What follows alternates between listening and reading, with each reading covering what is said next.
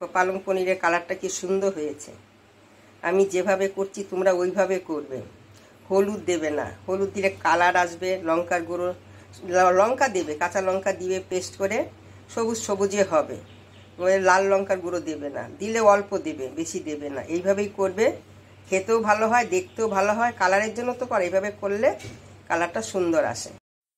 আমি পালং পনির করব, ওই জন্য আমি গরম জল বসিয়েছি। এখন এই জলের মধ্যে আমি এটা সিদ্ধ করে নিচ্ছি।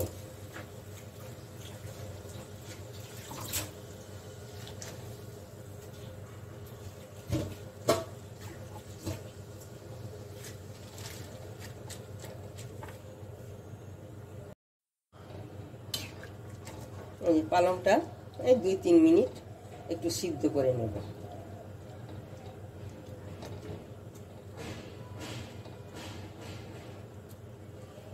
আর এই বাটিতে আমি ফ্রিজের মধ্যে আমি জল রেখেছিলাম, ডিপ ফ্রিজে, এখনই রেখেছি। এই তবুও তো 1 ঘন্টার মতন হবে।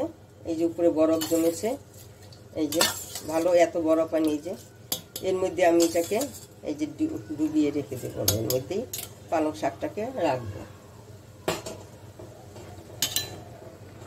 খুব বেশি অতিরিক্ত সিদ্ধ করব না আমি, হয়তো বাকিটা রান্না করতেই হবে।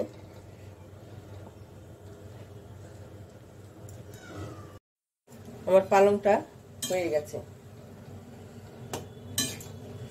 সিদ্ধ হয়ে গেছে। আমি পালংটাকে এখন আমি এই যে ঠান্ডা জলটায় ডুবিয়ে দিচ্ছি।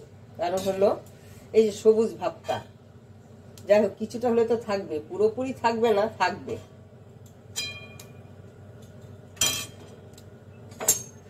এটা ঠান্ডা জলের মধ্যে কিছু সময় রেখে দিই।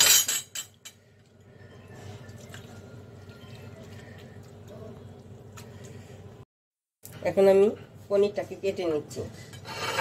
এখানে পনির আছে 400 পনির আছে এখানে।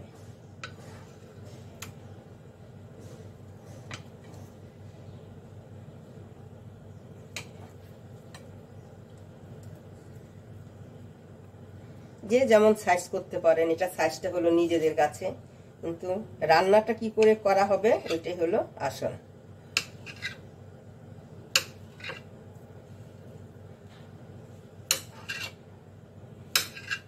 আমি এইরকম সাইজ করে কেটে নিচ্ছি।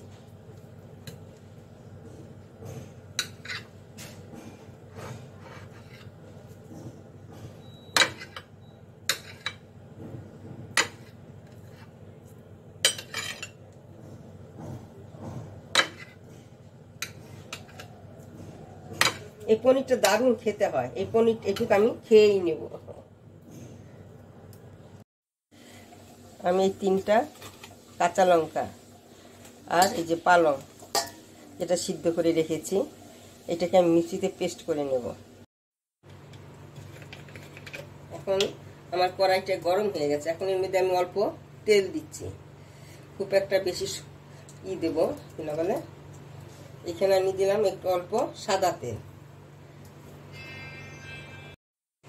এখন এর মধ্যে আমি দিয়ে দিচ্ছি বাটার।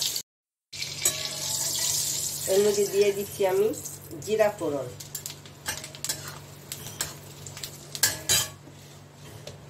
তারপরে দিচ্ছি আমি রসুন।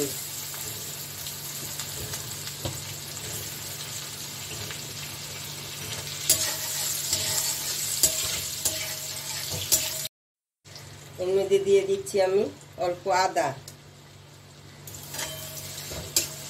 গ্রেট করা আদা।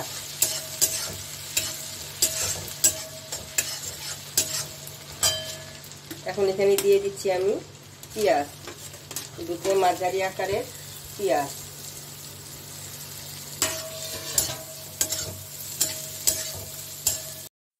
আমি এখানে এটা কিন্তু পেঁয়াজটা আমি কিন্তু খুব ভাজবো না বেশি। আমি এখানে একটু হিং দিয়ে দিচ্ছি, অল্প করে হিং।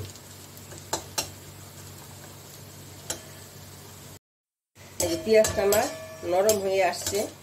এখন এখানে আমি দিয়ে দিব এই যে পালং শাকটা, পেস্ট করা পালং শাক। কেন আমার হলো পেঁয়াজটা হলো ওই যে একটা লালচে লালচে থাকে, বেগুনি কালারের পেঁয়াজ, আমার ওই পেঁয়াজ। পেঁয়াজটা, ওই জন্য অনেকটা বেগুনি কালার। আমি এখানে দিয়ে দিচ্ছি অল্প জিরার গুঁড়ো। আমি আর কোনো মশলা দেব না, কেন বাটার দিয়েছি, বাটারের গন্ধে এটা খাওয়া যাবে, এটা টেস্টটা হয়। একটু বাটার দিয়ে বেশি করে করলে টেস্টটা বাটার দিয়েই হবে বেশি। আমি এখন এখানে দিয়ে দিচ্ছি অল্প চিনি, আর দেবো আমি অল্প নুন। বেশি নুন লাগবে না, কেন এটা তো একদম বেশি ঝোল ঝোল হবে না, ওই জন্য অল্প করে নুন দেই। যদি প্রয়োজন হয় আবার একটু চেটে দেখবো, হইলে আবার দেব। আমার পালংটা বেশি শুকিয়ে গেছে, আমি অল্প করে জল দেব।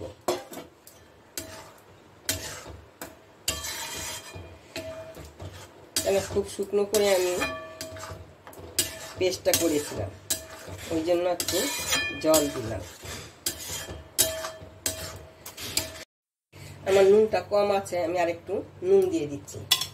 একটু চেটে দেখেছি নুন কম, ওই জন্য আর একটু নুন দিলাম। এখন আমি এই যে পনিরগুলো দিয়ে দিচ্ছি সব।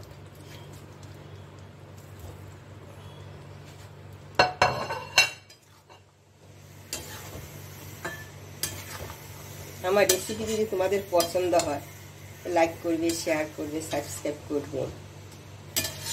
কেন এক একটা রান্না করতে না অনেক সময় নেয়, তারপরে যদি তোমরা লাইক শেয়ার সাবস্ক্রাইব না করো তাহলে খুব খারাপই লাগে। এই যে দেখো, আমি এখানে আমুলের পাউডার দুধ নিয়েছি, এইটাই আমি দিয়ে দিব।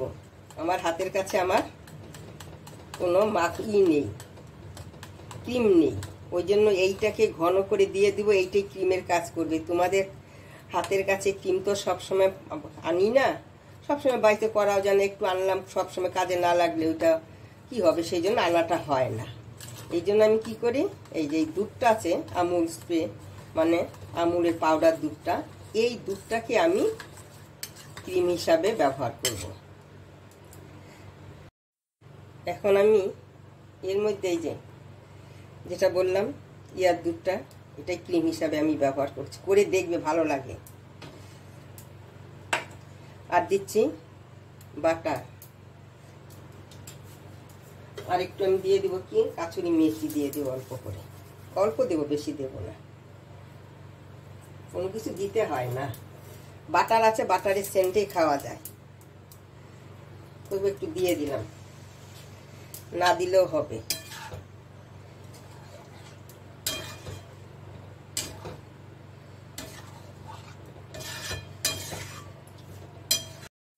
দেখো কালারটা কি সুন্দর হয়েছে। এইভাবে করবে, দারুণ লাগে খেতে। একভাবে করে দেখো, এইভাবে আমি যেভাবে দুধটা দিয়েছি ওইভাবে দেবে। আমার পনিরটা হয়ে গেছে, আমি এখন নামিয়ে দিচ্ছি। হয়ে গেছে। একটু এখন তো গরম, ওই জন্য এরকম ঝোল ঝোল মনে হচ্ছে। যখন ঠান্ডা হবে এত ঝোল থাকবে না, গামাখা গামাখা হয়ে যাবে, ওই জন্য আমি একটু জল জল থাকতে আমি নামাচ্ছি। দেখো পনিরের কালারটা দেখে বুঝতে পারছো তো, গ্রেভির কালারটা কি সবুজ হয়েছে। তোমরা এইভাবে করবে, এরকম সবুজই হবে, অন্য কিছু দেবে না। দিলে তো কালারটা সবুজটা অন্য কিছু হবে, হলুদ দিলে অন্য হয়ে যাবে, হলুদ কালারের মতন কিছুটা আসবে, লঙ্কার গুঁড়ো দিলে তাই হবে, কোনো কালারই দেবে না।